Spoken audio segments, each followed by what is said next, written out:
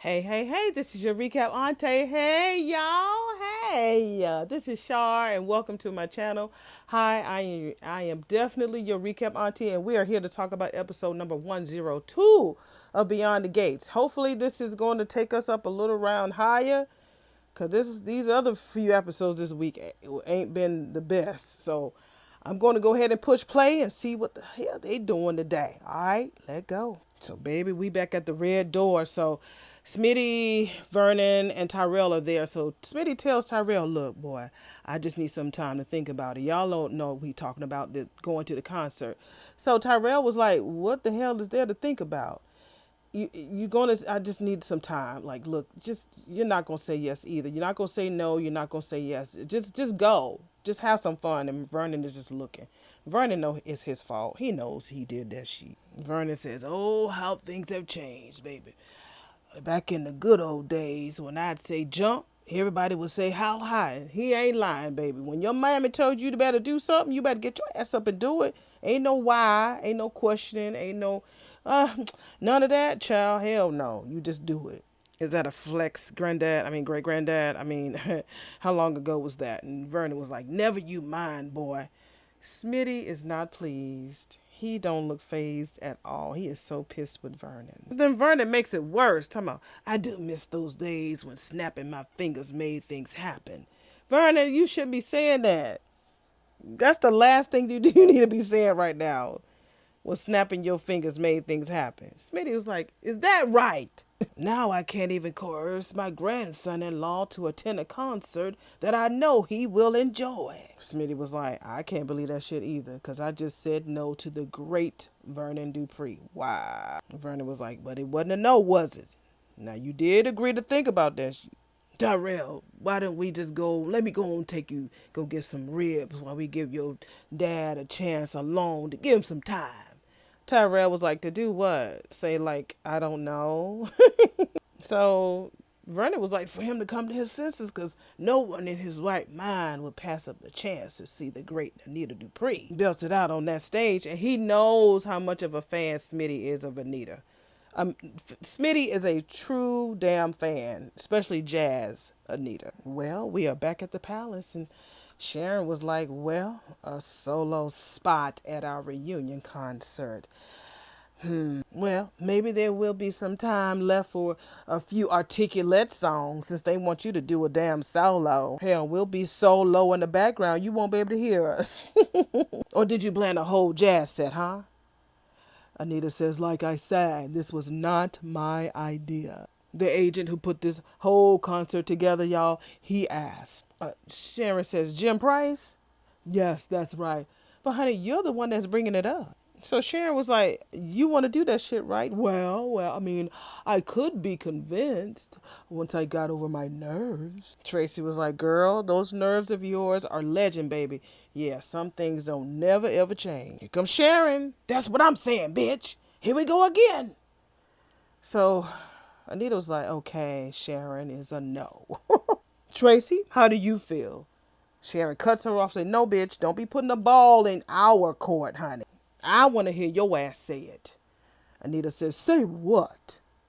That it's a good idea for you to do a solo after everything that we have been through to get here. The three of us. That's what Sharon said. Reunited, girl. Let us hear. Why would you mess with that, Anita? No hedging, no bullshit, just the truth. All right, we're back. We finally see Andre in a beautiful bachelor's pad, and he's looking at his pictures of Danny that he took. Those are beautiful. Her pictures are fucking gorgeous. He's looking at them on his tablet. Child, that he finds a picture that he took of Ashley in her scrubs, and then he pauses, and he goes back to Danny in her sexy pose, and then he pauses, looks at Ashley, and he's like, damn. So we back in Nicole's house. So Danny, Nicole, and Martin are there. She was like, look, honey, the decision is clear. Martin is still a Debbie Downer. I'd be a distraction. You won't be no fucking distraction, boy. By showing up at your own grandma's concert?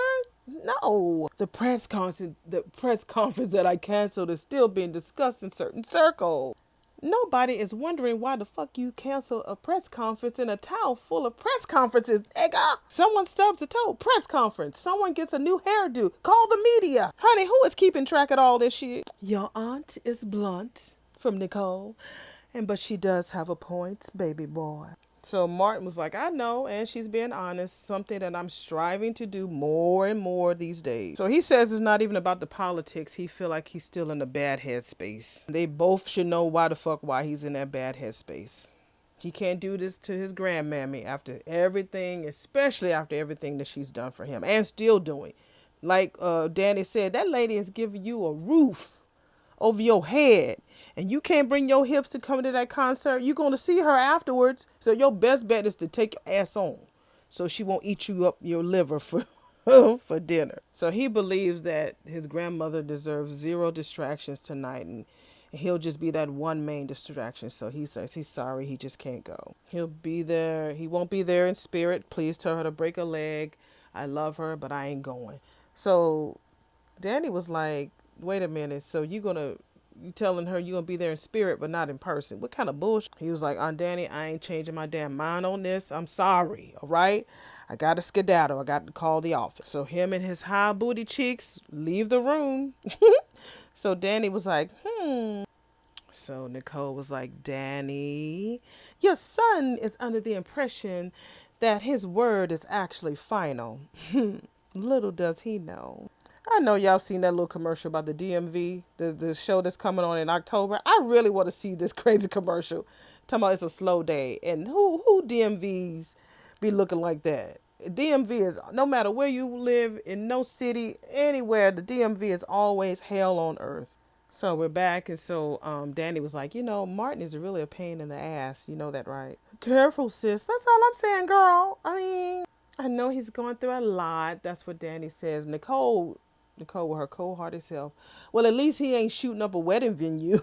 I mean, maybe I can be more sensitive, Danny says. And Nicole was like, that's better, okay? But don't you tell anyone that I caved on that, okay? Because I will deny it until my last breath.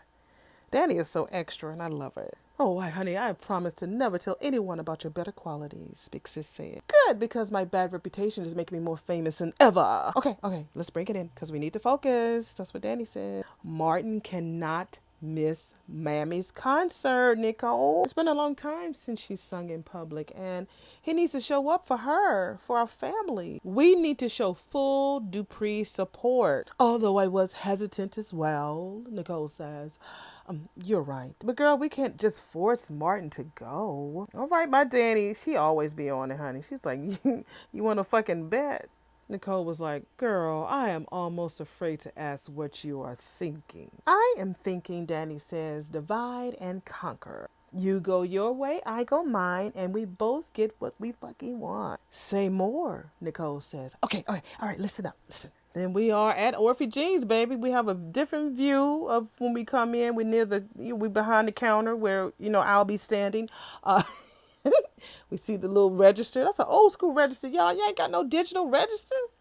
Damn, that shit is old. Okay, we got the bell. Order up. All of that. The fake cake, the fake, apple pie and all of that. So, Vernon and Tyrell is there to eat them some ribs, baby. Uh-oh. So we are here at Orphy Jeans again. And so while Vernon is talking to Tyrell about, I know it's a tough time, about you wanting your dad to come to the concert tonight. And, he's going through some rough shit. And, wait a minute. Tyrell is like, fuck what you saying, great-grandpappy. Who that?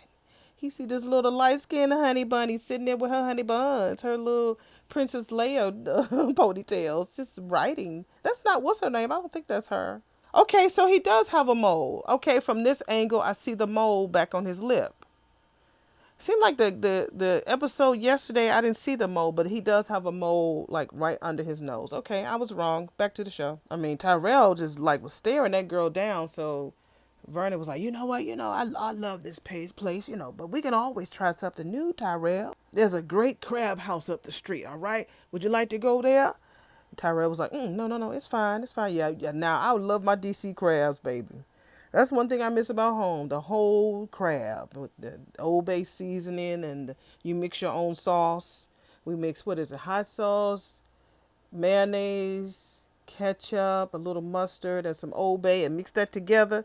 That's like a DC special sauce that you can use when you're making your crab. That's our. If you from DC, you know exactly what the fuck I'm talking about. So he looks over there and he says he needs to talk to somebody first, at the young girl. If that's okay, granddaddy, great grand. And so Vernon was like, of course. Oh, so that's what's her name? That's not Vanessa. What's her name, y'all? Jessica? I think that's her name, Jessica. So he comes over there to her and she was like, what the fuck you want? He was like, I just came to say hi. Her earrings are too cute. Oh my God, they're blinged out cherries. I love the bling. They look like beaded cherries, but they are so cute. She looks so cute. Oh my God. Okay, okay. He asked her, does she have a minute? So she was like, that's because, nigga, I was at Stanford for pre-college program since June.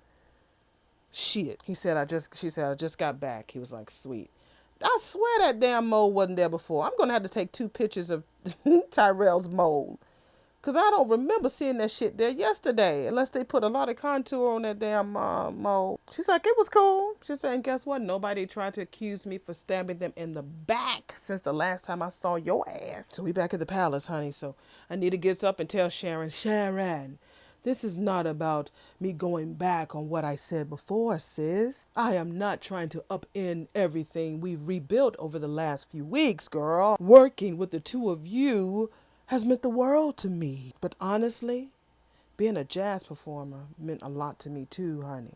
The articulate is who I am, but I'm also the singer who branched out and went solo, found new ways to express herself. That's the reason why Jim suggested that he thinks that there's a whole segment of the audience that expects to hear jazz from me when they show up at the concert tonight, girl. We wouldn't want to, honey, we wouldn't want to disappoint them. That's what Sharon says. Sharon is sour. You know what, girl? Anita says, there was a time when I wouldn't have asked you what you thought. I would have said, here the fuck it is. This is what I'm doing. Deal with the shit. But I am not that woman anymore. Because what you think matters to me. Because what you think matters to me. Y'all heard her. What they think matters. Oh, does it now? Sharon says. Tracy was like, but Sharon, girl, the woman ain't finished yet, girl. Thank you, Tracy, because I ain't finished. I am not trying to ignore our history, what happened to Barbara, and then what I did to the two of you. I carry that shit, but I can't carry any more weight right now. A long time ago, I said I wasn't going to be that needy woman, so desperate for attention and a validation that she would do almost anything. So, if you're not in, I ain't damn in either. Give the word, and I'll tell Jim Price. It's articulate strong, and that's it. Tracy says, word, Anita. Lovely words, honey, but you're leaving something out, girl. Am I? Tracy said, yes, girl. Anita Dupree, the solo act, was well known. Fine, but if it was that important for you, you just schedule yourself another concert date for yourself, which is true. That's what I was thinking. I'm like, why do you have to share this whole moment when it has always been about the fucking Duprees? I'm not the Duprees.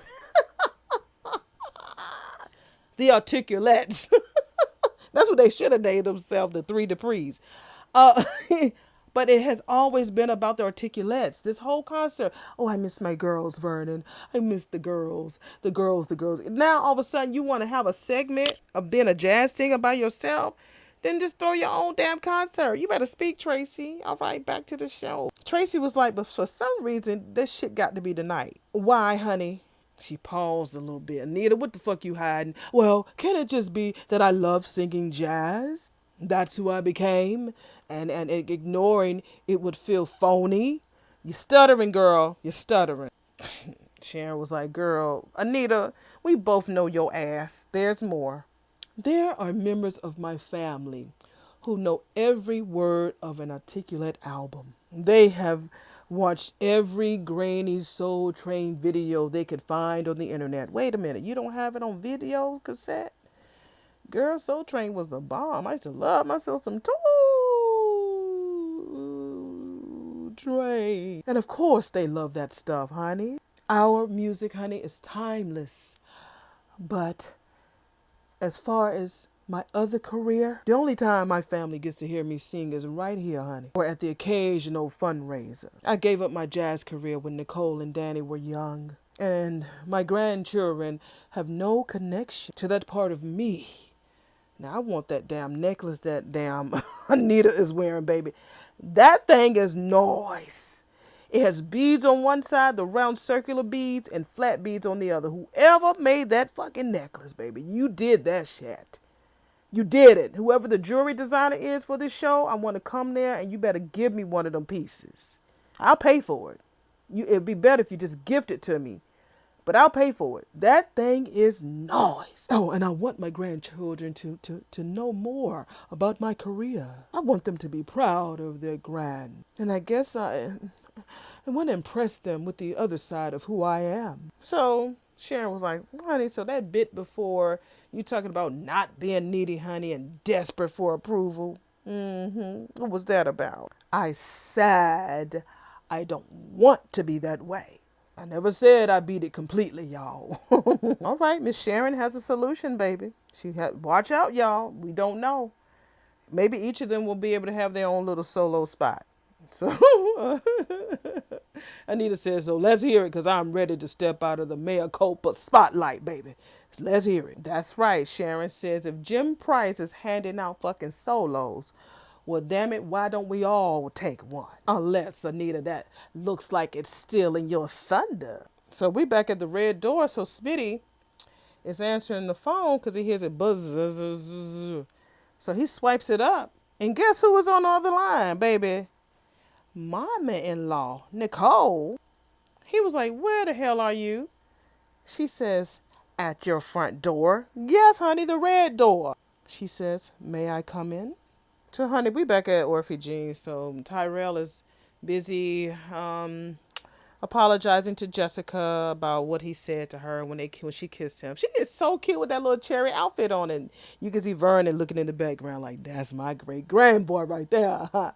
Get him, girl. Get him, boy. Get him. Get him. Get him. Get him. She was like, I really thought we were going to be friends, honey, or at least more. We was trying to get toward more, but then you started getting all fucking weird. Oh, he said he couldn't see someone like her being booed up with someone like him. I'm not going to go through all this, y'all. I promise. I'm waiting for the next scene. This episode, I'm really okay. It's a feel good. I needed this today because it was a very busy, hectic day.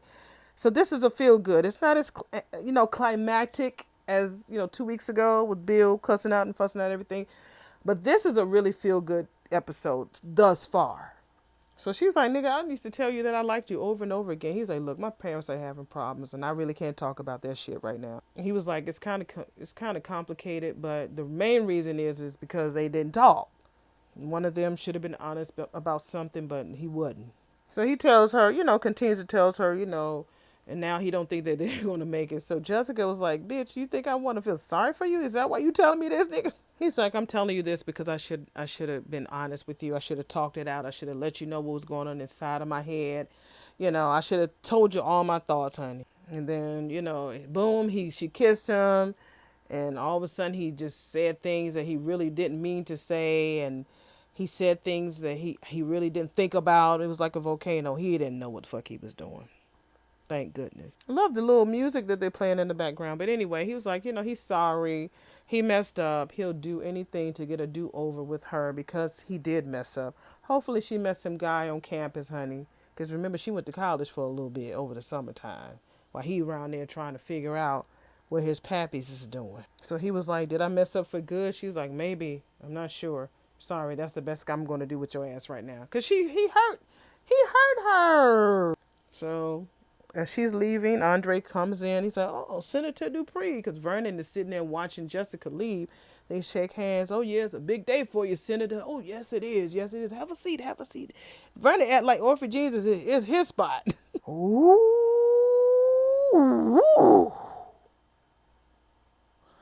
When Vernon sat Andre's ass down, speaking of family, I hear you're having an affair with my baby girl. Ooh, I'm just curious, nigga. What are your intentions where Danny's concerned? Woo, I didn't see that coming at all. And he was, remember, Andre was just at his apartment looking at between Ashley and Danny. Nigga, you better, Vernon's going to help you make up your mind, nigga. No matter how you feel, you better make up your mind.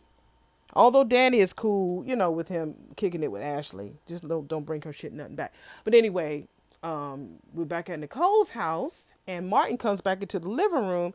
So Danny is sitting there, turning in her chair, honey. He was like, "Where's Mama?" So Danny looks at him somewhere where she had to be, nigga. Which is good because Nicole will probably be mad at me. She says, because of what I'm about to say, which surprises even me. I never thought that I would have this conversation with you, nephew, Congressman nephew, but you are one selfish son of a bitch. You know that? Damn. I beg your pardon. She says, as well as you should. He says, why? Because your ass got everybody walking around like we'll shatter you if we say the wrong fucking thing or don't show proper sensitivity to your damn situation. Fine, nigga. You have been through a world of trauma. Yes, I get that shit. And baby, I sympathize with you, of course. But Martin, baby, sometimes you need to suck the fuck it up. Put on your big boy panties and show the fuck up. She didn't say panties, but I'm saying that. Put on your big boy panties, boxers, and show the fuck up. Sometimes, nigga, it ain't about you. Like tonight, it's not about your ass. So your ass, you think that you can really pull that off? Huh? Because I'm starting to have some real fucking doubts, buddy. I needed that. Wow. I needed a good reading. Maybe that's what we've been missing, y'all, these last few days. That was epic. It ain't about you, nigga. It's not about you. Tomorrow, let's go ahead and we'll deal with all that shit tomorrow. But tonight is not about your ass. It's not about you. Your grandmammy has been there for you, sang for you, let you stay in her house. She covered you, she hugged you, she loved on you when your mother didn't even know what to do. And you talking about, I can't go tonight. I'm in my head. I just can't think.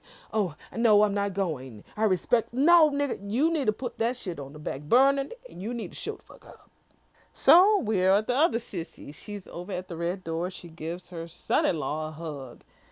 Smitty looking like, Nicole, how are you? Smitty's like, well, you know, one foot in front of the other, you know. It's about all I can manage right now. I hope that's a path that will lead you back to Martin. Sorry. Pushy mom, I guess. He's looking like, ugh. Honey, I just can't wrap my head around the fact that you and him are not together. He was like, yeah, I'm not sure I can either. When I thought about our family, Nicole says, I always thought if any of us could overcome hardships, disappointments, disasters, it would be the two of you. Ooh, Smitty was like, well, touche, because I really thought the same thing about you and Ted. Nicole had to be taken aback a bit. She's like, I appreciate that. But right now, my focus is on you and Martin. So he says, well, this just didn't come out of the blue, Nicole. We had issues that led up to our split. We had fights, we had frustrations, and Martin kept me in the dark. It's hard to fix things when you're only getting part of the story. I mean, does it help to know how crushed Martin is? That's what Nicole said. How deeply he's paying for the choices that he made. He was like, baby, you're the shrink. You tell me. Shouldn't knowing that help me? Or do I have a right to my feelings about being lied to? And Nicole, it was not just no little fucking lie, girl. It was a lie that lasted for 2 damn years. Now we back to the firehouse, baby. We back at the damn, what is it? The Sherwood Forest house with Danny and Martin. This is going to be the read off. Danny was like, you know what everyone says about you, nigga? The people that you represent, I mean. That you will go to the mat for them each and every fucking time. That you are someone who is always dependable. Ooh. Now I love Danny's earring. Danny always wear the nicest damn jewelry. Everybody be wearing damn jewelry on here. Oh, so if your ass can do that for your constituents, surely you can summon what it takes to sit through a concert for our family's matriarch. 2 hours, Martin. That's it. Then I promise you can go back, baby, to being Eeyore, moping around your grandparents' house. But if your ass don't show up for us, for mother, then you are not the amazing nephew I thought you were. Damn. That should have been a knife coming from his gut all the way through to his throat. Because that was a deep statement. He says, damn it. What are you damn it for, Martin? You and your whisper damn it. Ciao. So Danny was like, wait a minute, damn it, which? Attend or get told more about yourself by me. What the fuck is what we doing? Damn it, I am the selfish son of a bitch you said I was. I'll go to that concert and I'm gonna sit next to my children. You know, Martin with his Martin Luther King speeches. And when that spotlight hits grand, I'm gonna cheer twice as much as any of you. You know, she all Danny had to do was just sprinkle some of that little Dupree dust on him, and his I have a dream speeches was gonna come out either way. Danny says, "Good man." So she gives her nephew a huggy. So we back at Orphy Jean's, baby, and so Vern is still looking at his Andre's ass, and Andre kind of stuttered. Excuse me, my intentions with Danny? Yes, honey, he didn't stutter. He was like, "Oh, got it. Yes." So what's your intentions, nigga? Oh, okay, sir. I want to be real careful how I answer your questions. All right, sir? Because I know that, you know, I have a lot of respect for your daughter. Mm-hmm. What about 48 hours ago? Show him the type of respect you got for your dear daughter. Vernon says, decent start. Okay, yeah. I intend to be grateful for any time that she allows me to spend with her. Yeah, I mean, honestly, because I know it's not always I'll be that lucky to have that. Yeah, all Vernon said was my advice, nigga. Make it good. All the time that you spend with my baby girl, make that shit good. You know, I intend to always remember that Danny is an amazing person. Yeah. First and foremost, I mean, she's fully herself, and she's a strong woman who makes her own choices in life, and she also does accepts responsibility for all that shit too. She's definitely not somebody who craves protection and needs someone to look after her. You know, I believe what she wants most is respect. She reminds me so much of her mother in that way. Vernon looking like unimpressed. He says, well stated. Seems like you know my daughter quite well. Have you fucked her son? I'm just kidding. He talking about, yeah, I kind of made it my mission to know Danny. Just really, come on, bring it back, Andre. You talking too much, baby. Because when Vernon asks, what does that mean? You better have an answer. To care about her, to be a friend, someone she can count on. That's what Andre says. Vernon says, I like you, Andre. Always have, baby. Oh, I thank you, sir. Don't give me any reason to change my opinion, nigga. Ooh. He says, sure thing. Gulp. That was what it was needed. That little fire right there. Vernon said, I like you. Always have, nigga. But don't get it twisted. Don't let me change my opinion. So that old rubber lip bitch you kicking it with, remember. But again, Danny knows about her. So, yeah. Why they got these men up here confused? Tomas and Andre and even Bill put off a little bit confusion vibes. What's the tea? Vernon is the only one that's set on who he wants. He's the only one. Please don't change on us, Vernon. Please. So we're back at the palace. So they still waiting for Anita's like about to all of them do their own solo bit. She was looking. Hey, if either of you or both of you want to take a solo, baby, it is fine with me. In fact, that is something I love to hear. Hold on, let's not get too far down the road here just because Sharon wanted to put you on the spot. That's what Tracy said. Sharon was like, I wasn't trying to do that. Tracy was like, you were, girl, and you know it. You know that shit. Tracy makes it clear. Now, for the purpose of this reunion, y'all, now, I am a backup singer and I'm proud of it. She looks at Sharon and truth be told, sis, so is you. Let's not even pretend that Anita didn't do just fine without us, sis. And meanwhile, I ended up being a cabaret solo act. And you, Miss Sharon, became a choir director and vocal coach. No shade intended, but that's our reality, girl. Now, Anita just didn't stumble into the damn spotlight, baby. She earned it. And if she wants to shine for her family, if she needs that and not ashamed to admit it, all power to her. Honey, I only have a handful of people out there from the area for me, honey. Kissing kin. I never heard of that before. So Tracy asked Sharon, well, who do you have going to be out there? Sharon says, my mother, honey, my sister, honey, my brother, and my nieces and my nephew. So Tracy says, look, let's just be gracious and let Anita sing for her family. And it just dawned on Tracy. She looked at Sharon like, and did you tell your family that you were a lead singer? Girl. She said, no, girl, they know I sing backup. And Tracy was like, and what do you get out of being so fucking petty? I don't think I was being petty, Sharon says. I just don't want Anita stepping on my. Tracy cuts her off and says, crabs in a barrel, Sharon. Crabs in a barrel, sis. But please don't be that way, girl. So Tracy tells Anita she does have the most beautiful family. And while she does not regret her choice to stay single and not have any kids herself, if I went that direction, girl, I suppose I would want to show off in front of them too. Thank you for understanding, girl. Tracy says, Sharon, say the words. Go on, Sharon says. Sing your solos, Anita Williams Dupree. Sister, we will be cheering you on from the wings. Thank you. Thank you so much, my sisters.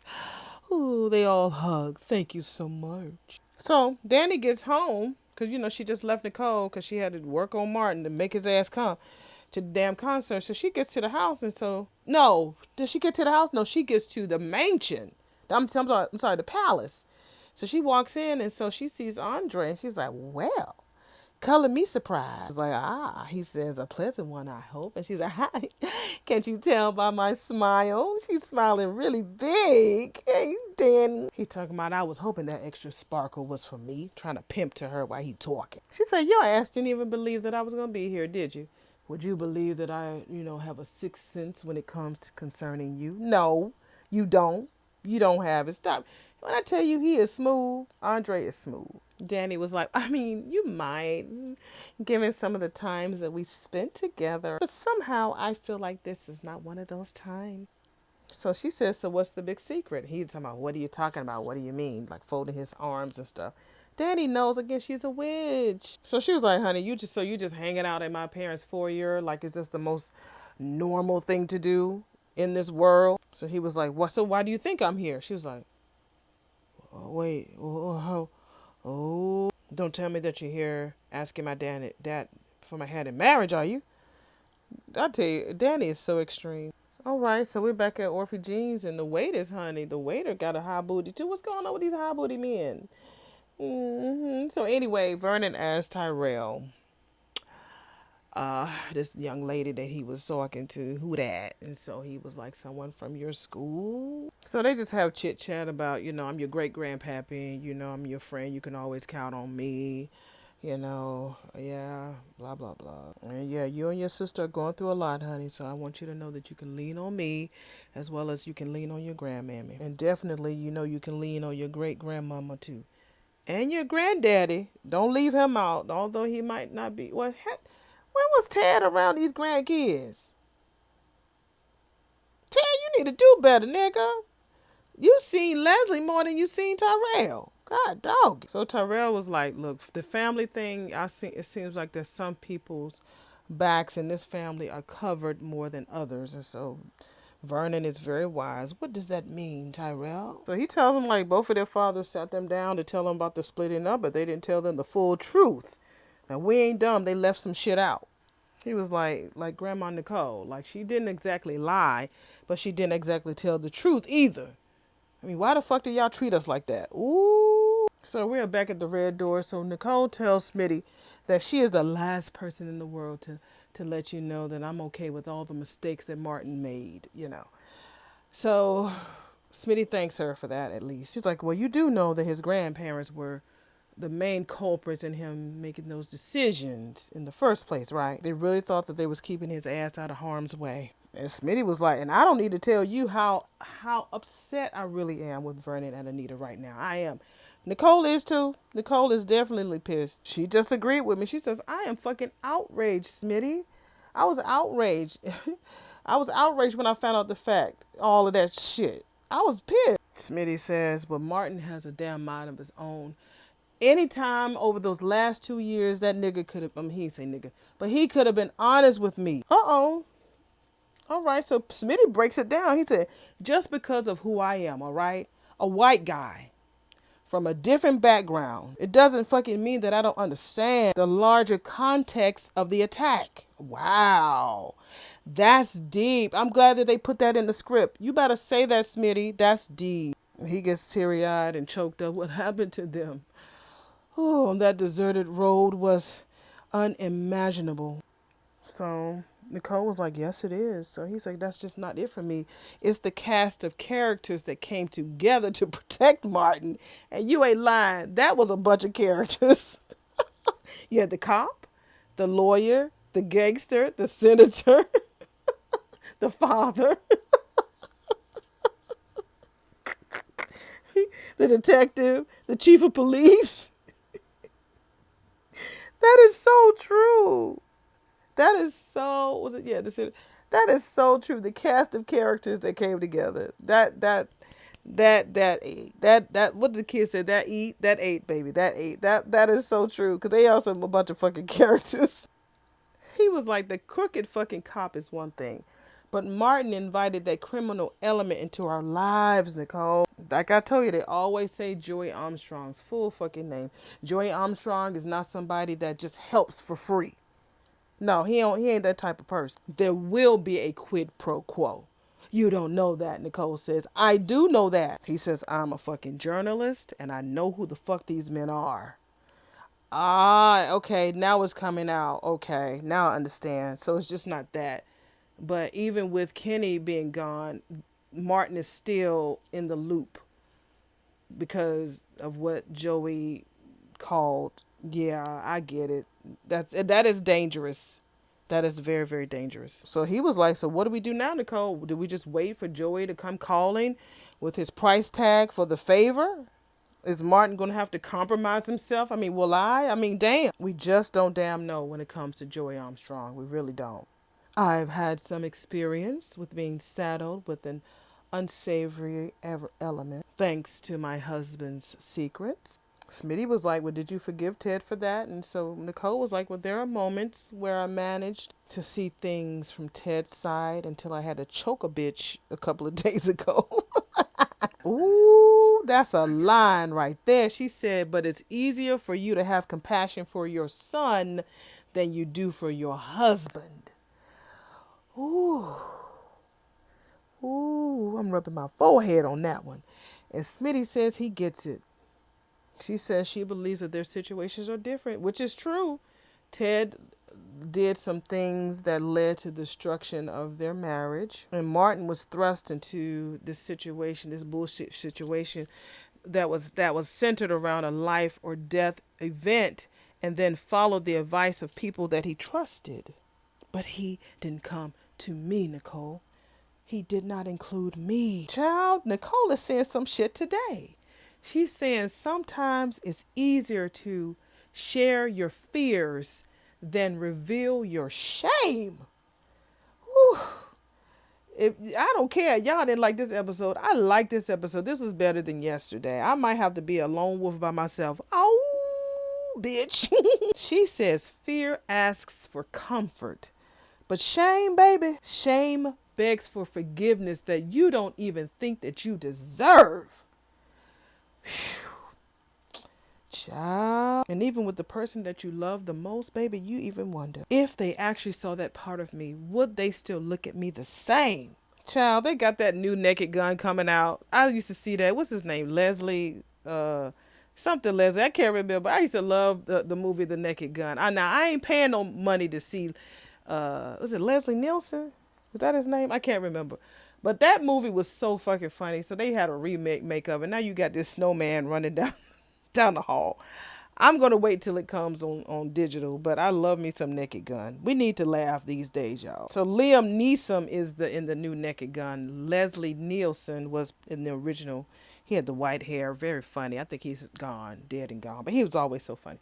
But anyway, we're back at the red door. So Smitty tells Nicole, like, he loves his husband. That just didn't poof. And he also hates how the situation is really putting a strain on the kids, and he wishes he could snap his finger and say, all is forgiven, bring your ass back home. He was like, but, I don't really know how to do that. So Nicole is slick. Nicole is a wise fucking woman, ain't she, James? She has really turned this into a session without it being a session. She's really counseling him. The way that they are positioning them, they're blocking. Again, blocking is when you're saying your lines and they want you to be in a certain position, a certain space, and whether sitting down saying your lines, standing up saying your lines, holding the cup, whatever it is, they want you to be in a certain area so they know how it can lead to the point of view of the viewer or the audience. So their blocking is amazing. Their blocking in this whole scene has been amazing. When it came to Danny and Martin, Martin never sat down. Danny started the scene sitting down, but she stood up to meet Martin where he is because that's the only person that can meet him. But when it comes to Nicole and Smitty, she's always been the one standing up, and then eventually she meets him where he is, but that's when she feels that she needs to like come to his level. But most of the time, yeah, I love how they did the blocking. So he's still talking, he's letting it out. How can I live with a man that I don't trust? Like when things were spiraling out of control and Samantha and Tyrell were in literal danger. Yeah, he should have told him now. He should have told him. Instead of him just like, I'll tell you later, or I can't talk about it right now. Like, nigga, wait a minute. You had the man come on my home, and then this man also was hanging all on our daughter. You should have told us that you had a pervert or some type of stalker out there, and that you had to get police protection. You should have told him that shit. He called Kenny a racist bastard, and he still didn't tell him. Yeah. He said, yeah, that shit hurt, and it confused him, and yes, he's angry about that shit. Martin kept you in the dark so that you will remain blameless. I started narrating instead of acting. Cause when Nicole was saying that shit, that shit resonated with me. That doesn't mean I have a lot of shame, but there might be somebody out there listening who don't watch the show, who listens to my audio, that man, you don't let, your shame or your fear of it keep you from moving forward, keep you silent, share that shit. You don't have to tell the world. But tell the people that you love so that you can be able to move forward. I really had to take myself out of that scene and really just talk, because those were some powerful statements that she said. So let me put back my acting hat. And yes, I'm back to Nicole. So she says that, well, he only did that to protect you and the kids. So if the worst should have happened, then there'd be somebody there to take care of the kid. I believe that's true, Smitty says. And that's fucking logic. But what I'm feeling right now is not logical. Something that's deep inside of me. It is pain and this confusion and I just don't know how to start bringing that shit to the surface. I mean, I can suggest a place if you let me, Nicole said. He was like, okay, the Howard Theater, tonight. I just told your ass. She's like, look, I know you're mad at my parents. Actually, so am I. For choices that they made 2 damn years ago. Choices that they believed would save your husband, Smitty. They told him to shut me out, Smitty said. And now they realize they were wrong. Does it matter, honey? Let's punish them for keeping us in the dark, huh? For how long? He said he don't know, and Nicole said, I don't either. But until we figure that out, how many of these moments, these incredible moments that we're going to be missing, girl? I mean, son, with the people that we love, huh? Starting tonight, a night, honey, that is decades in the making, okay? One that we will never, ever get back. He says he does love Anita so much, and he really, really, really, really, really want to be there for her. She says, one night, Smitty. One night only. That's all you have to spend. Yeah, sing. Dreams. One night, Smitty. Look, one night, okay? Set aside your anger, confusion, hurt, and experience this incredible night, baby, with your kids and your husband. Or spend a lifetime wishing that you guys were there together. After a long pause, baby, he said he'll go. She says, good decision. I don't want to get there and have this weird ass odd interaction with Martin. So when I get there, before I go, I'm going to talk to him first. So we're back at Orphe Jean. So Vernon asked Tyrell, has it occurred to you that maybe they're putting the welfare of your sister and you first? And so Tyrell was like, shit, here we go. See, you doing the same shit. You doing it too. You being all damn careful with your words. There's more to this story that you're telling me. I mean, you keep telling me how loved we are. We know that shit. Look, you and your sisters are, you and your sister are smart and mature, but you ain't grown. So he was like, well, so that means that we don't deserve to know the truth? As older people, parents and loved ones get to choose what you're privy to because y'all is teenagers. He says, why in the hell do you guys get to choose what Samantha and I can handle? He says when they was in the foster care system, they had to deal with a whole lot of shit. They had kids who had to deal with a lot of stuff that was worse than theirs and a lot that was better than them. We've talked to them all. We've lived with them all, he says. He said, then all of a sudden we're here in this family being treated like damn babies. Damn, Tyrell. He says he hates that shit. And Vernon says, fair enough. Why don't I tell you what I think you're entitled to hear? So we're back at the palace. So Danny was like, Andre, it was a fucking joke, okay? I mean, he was like, I know. She's like, whatever, nigga. You act like you knew, but you didn't know. But let me fucking clarify. I am no more ready to marry you than you are to marry me, okay? So why the fuck you so weirded out? He said aftershock because I had a very intense conversation with your pappy earlier. Oof, I can imagine. Oh, how much fun it what could have been for you. She says, is that all of it? What do you mean, he says. Did it have anything to do with your cutie pie nurse? He was like saying, don't sharpen your claws, Danny. Oh, honey, they stay sharp. But that's not the fucking point, Andre. The point is, honey, you can tell me your feelings for Ashley. Whatever they are. Because I've never lied to you about still having feelings for Bill. No matter how many times I try to bury that shit. See, I told y'all Danny is like that. Danny is cool. She knows about Ashley, but I'm telling you, when Ashley finds out about him kicking it with Danny, she is not going to like it. You and I are what my sister would call each other's transitional relationship. Andre was like, I really do enjoy having an official non-binding title. Wait a minute, just a month ago you wanted a title. And the way he's all cornered up in this corner, he look all damn nervous.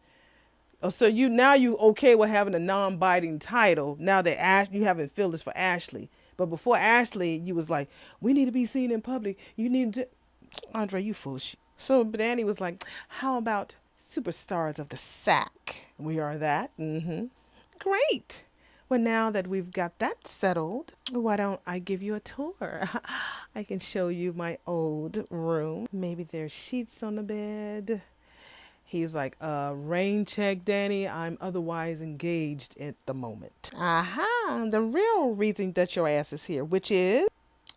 So she's like, Mother. So, Mother comes into the foyer. She's, oh, Andre, you're here. Yeah, Rowena let me in. Where's Rowena? Keep telling y'all need to hire me as Rowena, damn it.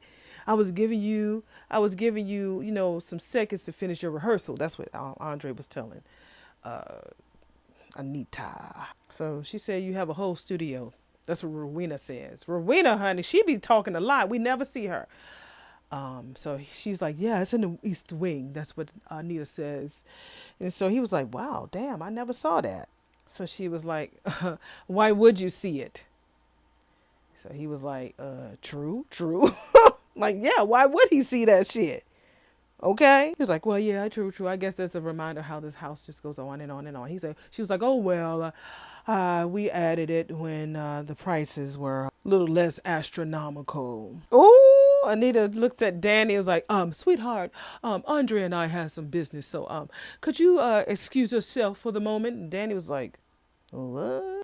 And Danny was like, and they say I'm too old for him. Danielle, Anita says. Danny was like, excuse me. I have a certain urge to go visit my old bedroom, mommy. Andre, thank you for coming, baby. Now here's what I want. So now we see Tracy 5, 6, 7, 8 rehearsing in the parlor. Hey, bow, boom, boom. Hey, kick, step, ball. And 5 and 6 and 7 and 8. And shoot. Sharon, girl, come and do this chorus with me. Come on, girl. Y'all, I'm actually dancing in real life. It's a little tricky, girl. Ooh, what do we do after we do that step ball chain, huh?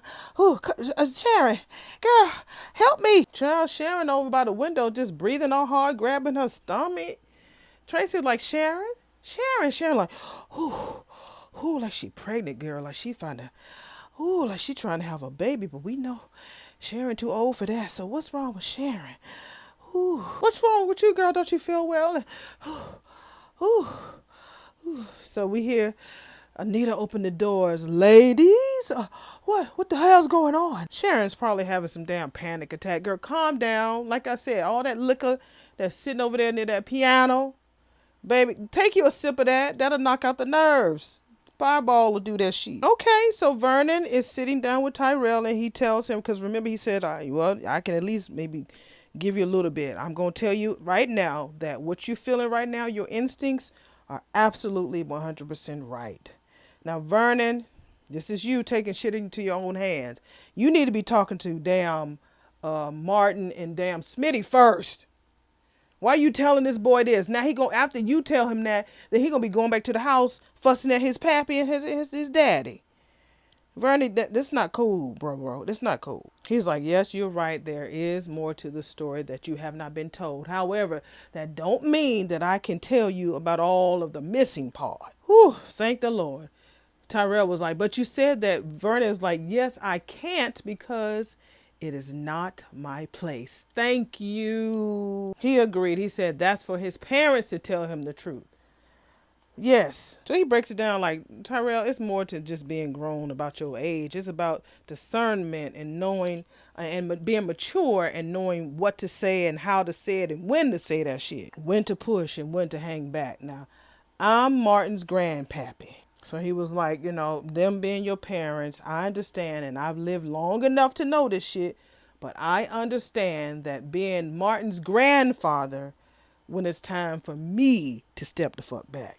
It's your parents, it's their call. But if they ever ask my opinion, I would tell them that you are more mature than they think you are. So Tyrell thanks him and he was like, well, thank you, granddad, great granddad. So what can I use to plead my own case? So Vernon was like, well, you're almost an adult, boy. So you're a year away from voting and being in the military. And Tyrell was like, Ann. It was like, there's a conflict in every family, Vernon says. The older people, we want to see the younger generation grow. That's true. He says that, at the same time, we want you to grow and experience stuff, but being an older person, we still see you as we remember you as you were stuck in time. Yeah, like my son, that boy is like at least 6 feet or so. I still see him as a 9-year-old. No, I see him as 6 and I see my daughter as 9. Yeah, we do stay stuck. We do, even if it's stars, like superstars, like the boy who's going to be coming on there. I'm sorry, the young man that's going to be doing the crossover from Young and the Restless over here. Remember, he was like a little curly haired boy on Family Ties. Now he's a big grown ass soap opera star. So it's he's right. Getting older, you do tend to stay stuck in seeing your kids or the youth of our generation at a certain pace and phase. That is very, very true. Okay, enough with the speeches, Vernon. Let's see what's going on at the end because this is long. So Vernon was like, you will always have my respect because today you have shown me that you are a man and I heard you and I will respect you as a man.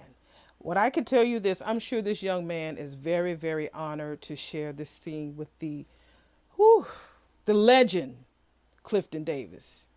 This is like so dope to see the youngest star of the show sit down with the oldest star of the show. It's right. It's a rite of passage. That's what I meant to say. It's a rite of passage, and I love this moment. And it's a black man. It's not Smitty telling him because we know Smitty's his white father. And, this is no shade or anything, but Vernon is a heterosexual, married, traditional black man. And he needed that type of conversation with his father. Again, this is no shade on anybody else, but with the situation that's going on between between Martin and Smitty, he needed this affirmation. He needed to be treated as the man, as the black man that he is, and that he's growing up and he ain't no fool. And there's a lot of shit going on that y'all not telling us. He sees it. So I'm glad to see the youngest person of this show connect with the oldest man of this show. And it really, it doesn't erase that shit between Joey and damn Doug, but it does give me hope. And I love this moment. I think it's a most precious, powerful moment of this entire show. It is so powerful. I don't know if y'all can see it like I see it, but I see it and I embrace it. So we're back at the red door. So Martin comes over. So Smitty thanks him for coming over so fast. And Martin was like, I wasn't too sure what was going on. Has anything happened? What's the tea? So Smitty says, nothing bad. I just felt that it was better that you heard what I had to say in person. So Martin was like, spill it. So he asks him, how do you feel if I came to Anita's concert tonight? So Martin was like, oh, yeah, okay, the concert. So Smitty's like, I'm getting a hard sell from Tyrell and other people that I need to take my ass. But I really didn't want to go without checking with you first. They know it's going to be awkward for both of them. And Martin was like, yeah, because Tyrell did say he wanted me to come. Yeah, he's still pissed about what you did, Martin, but he still wants your ass there. He wants the family to be together. So Smitty was like, well, look, I think it's better that we not make this about us and make it about Anita and the family. And so Martin agrees. He said, yes, that's why I have decided to go as well. And I'm glad that you're going to be there because I feel like we can definitely set our differences aside and have a good time and help make this a great night for Grand. So they say they're going to see each other there. So Martin gets skedaddled so he can get ready for the show. So clearly we're in the last few minutes of the show. So I guess the concert won't be coming on till tomorrow. Anyway, we're back at the palace. And so Anita's asking Sharon and Tracy, what is going on? Sharon, you okay? What girl, talk to her. I can't. Girl, what's going on? I'm sorry to let you both down, but I just can't. I can't. And she has a very glamorous way of running out the room. They're like, what the fuck? That damn Anita looked like they did some shit. We did all of this fussing and cussing and healing, and this bitch talking about she don't want to sing and runs out. Anyway, that was the end of 102, episode 102 of Beyond the Gates, which I think was a really decent episode. It was feel good. It was nuggets. There was some dope connections made. It was very, very good to me. Way better than yesterday's, the day before, and was Monday's trash? Yeah, today was better. It was better. No, it's not as drama filled and everything, but I think that what they did, the subjects that they hit on was pretty decent. So what can I give this? Out of 10, I will give this, no, let me do 5. I wear glasses, so out of 5 eyeglass frames, that's the top, I would give it 3.5 a frame. 3.5, I will give it 3.5. Maybe 3 7/4. But yeah, it was cool. It was decent. So let me go ahead and get this up and edited, and I will have the front porch talk up at some time, but for now I'm going to get this up so we can go ahead and get ready for tomorrow. So y'all take it easy, and I'll see y'all in the next video. Bye.